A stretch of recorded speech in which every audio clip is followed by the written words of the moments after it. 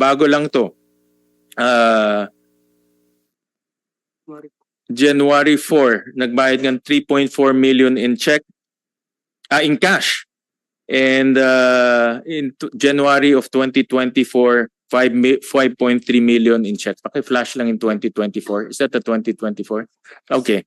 So mayor ka nito, nung nagbayad ka nung nagbabayad ka ng Tarelco.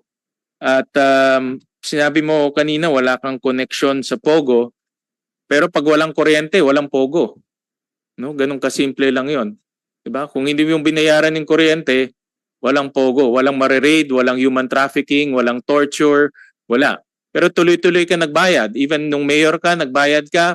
Even this year, nagbayad ka.